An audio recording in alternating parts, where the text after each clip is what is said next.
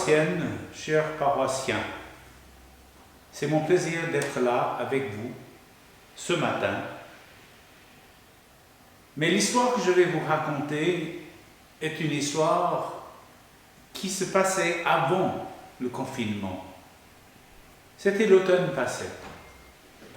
Deux hommes dans la soixantaine sont assis à une table sur une terrasse.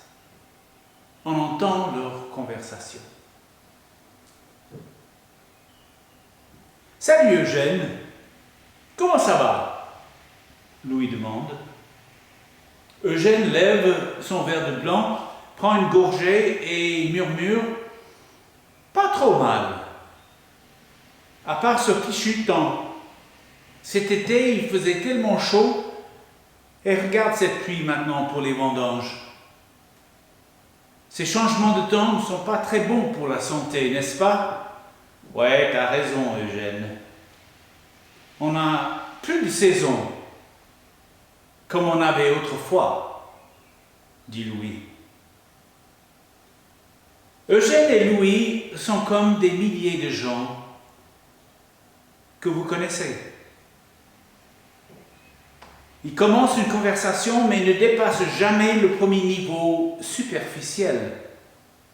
On parle de la pluie et du beau temps. On n'ose pas aller plus loin. Est-ce la discrétion vaudoise ou la peur de l'autre qui empêche d'approfondir notre dialogue? Pourquoi restons-nous à ce niveau? Mais si on les laissait continuer? Eugène poursuit. Oui, aujourd'hui, les jeunes, ils ne sont plus ce qu'ils étaient. Ils ne respectent plus rien. De mon temps, on respectait les vieux. Tout est trop facile pour eux. Ils ont tout. La moto, la télé, les jeux vidéo et leur smartphone. Louis comprend et ajoute. Quand moi j'étais jeune, il fallait marcher 5 km pour aller à l'école, par beau temps ou par neige. Aujourd'hui, on vient les chercher en car. Tout est trop facile pour eux, les jeunes.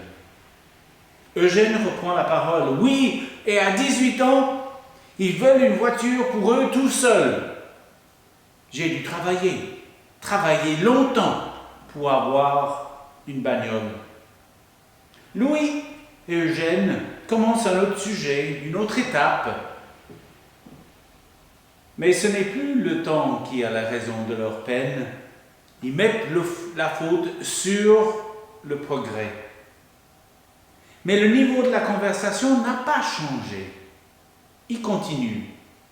Tu sais, ma fille, elle a eu un garçon avec le fils Bolomé. Ils ne vont pas se marier.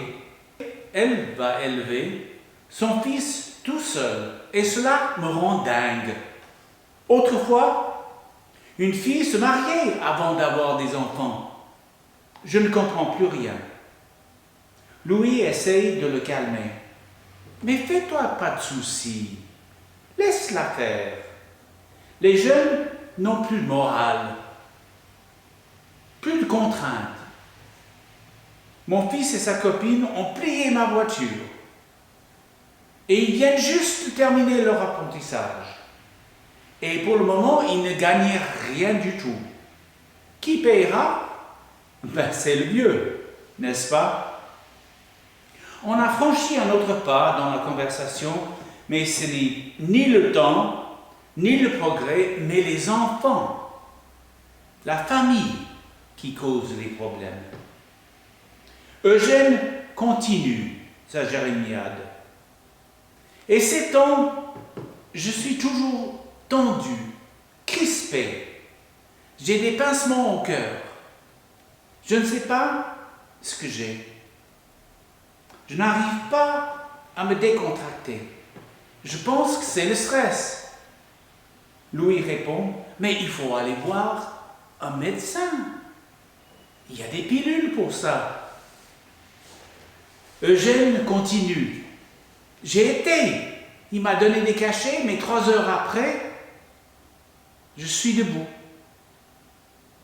Je n'arrive plus à dormir. C'est les nerfs, semble-t-il. Maintenant, c'est les nerfs qui sont en cause.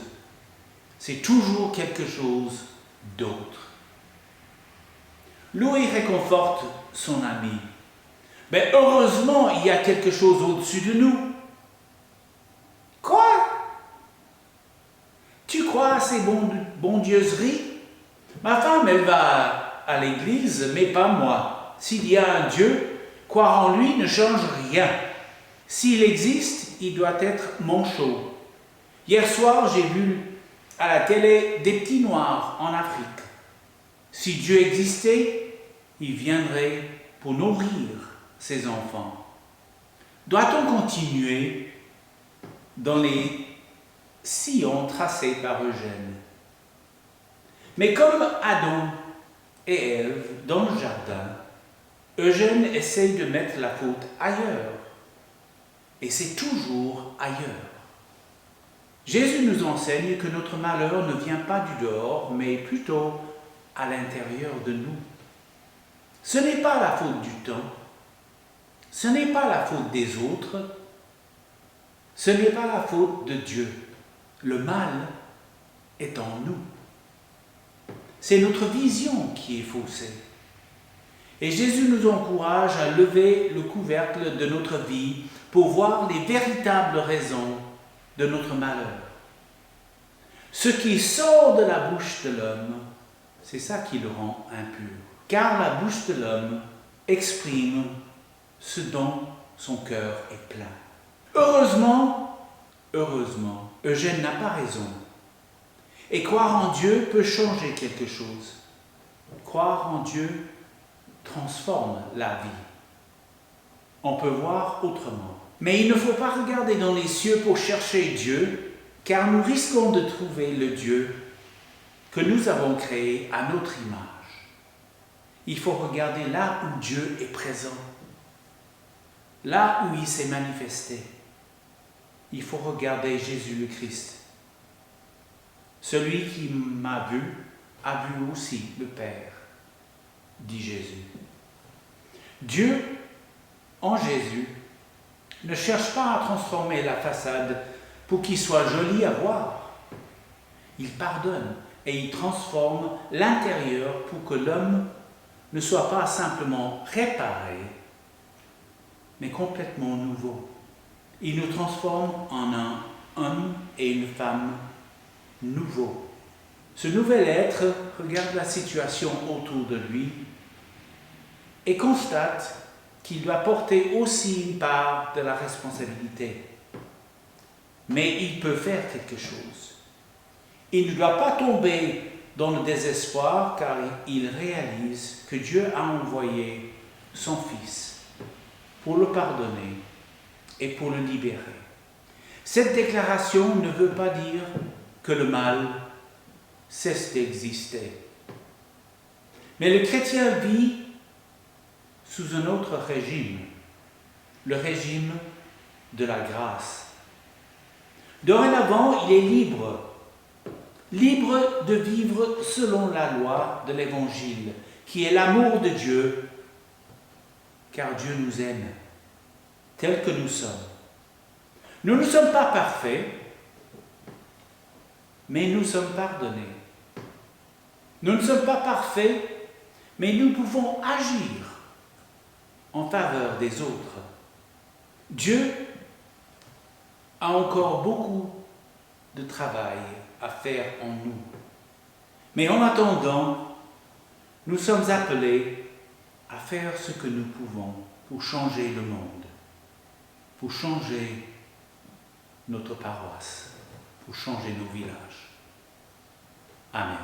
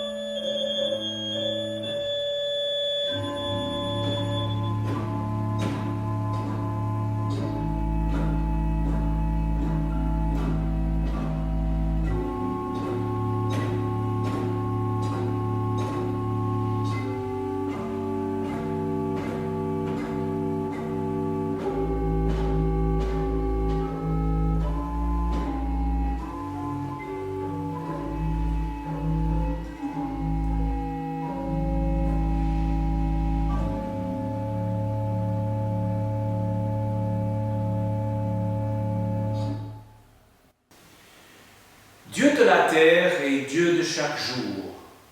Nous prions pour que dans 50 ans, ce moment crucial où nous sommes soit considéré comme le tournant, où le monde a commencé à travailler non seulement pour aplatir la courbe, mais pour faire face à la crise croissante qui nous affecte.